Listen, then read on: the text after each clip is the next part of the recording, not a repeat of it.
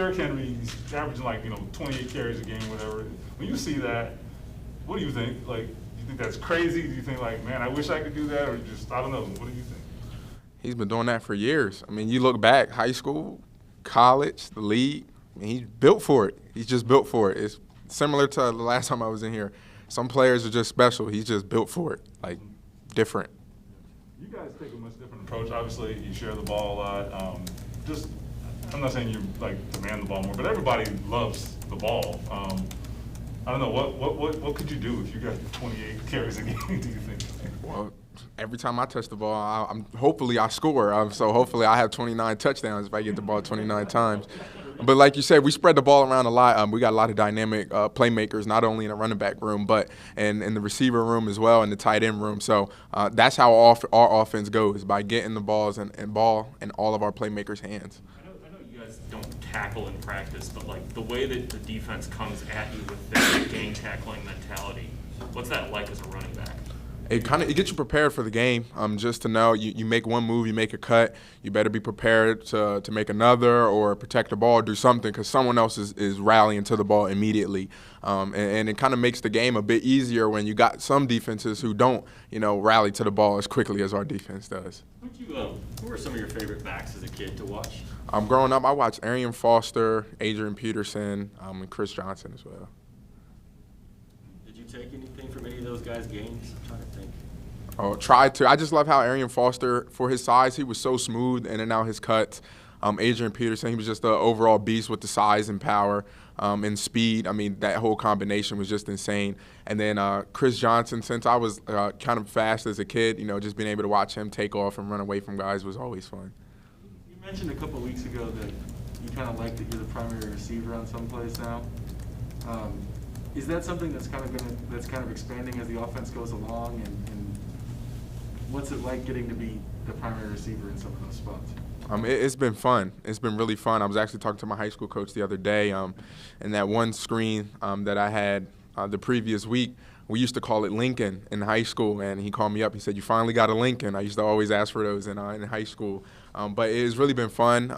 One thing it does, it makes me be even more locked in and focused, just knowing that I could be called to ask to do anything in the offense, so I have to make sure that I'm ready. Your last year at Wisconsin, Coach Chris did a little bit of that too, right, where he was trying to get you more involved in the passing game? Yes. How much of that do you think helped you going into the NFL? Oh, it helped a ton. I mean, you look at Wisconsin football, that's not something that we normally do, but Coach Chris saw that I had the ability to do it. He wanted to help me put it on tape, which just shows the type of coach that he is, wanting to put his players in the best position for success at that moment and in the future. So it was really thoughtful of Coach Chris to be able to kind of put those little wrinkles in the offense my last year. So what's going on with the ribs? I'm not even quite sure when it even happened.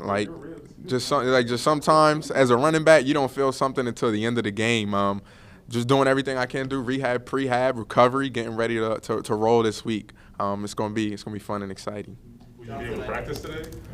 Yeah.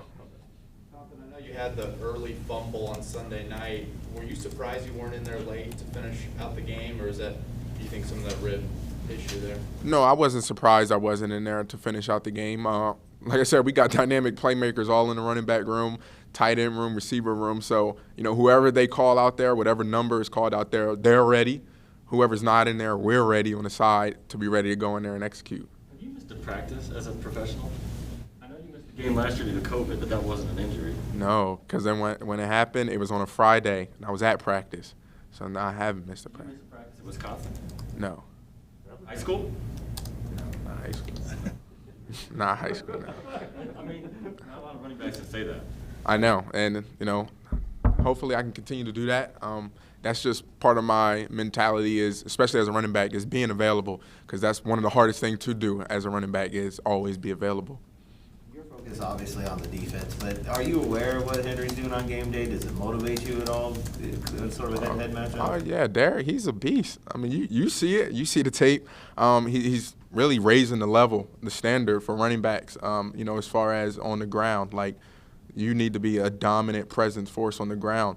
So all of us backs, just look at that and figure out how can I be a dominant presence on the ground each and every single week, like he's been able to establish. JT, rightfully so, a lot of attention goes to the Tennessee offense. But defensively, they're coming off 2 impressive games, the Bills and the Chiefs. When you look at 1 month ago when you played them in Nashville, where this defense that you're going to face is now, where do you see that they've developed, where they've gotten stronger, different elements maybe that this defense is? Yeah, those guys, they definitely been able to force, I think it's like 6 turnovers over the past few weeks. They forced 6 turnovers. They're playing fast. They're playing aggressive. They got Bud rolling. I mean, the defense, their defense is super solid. It's going to be a tough challenge for us.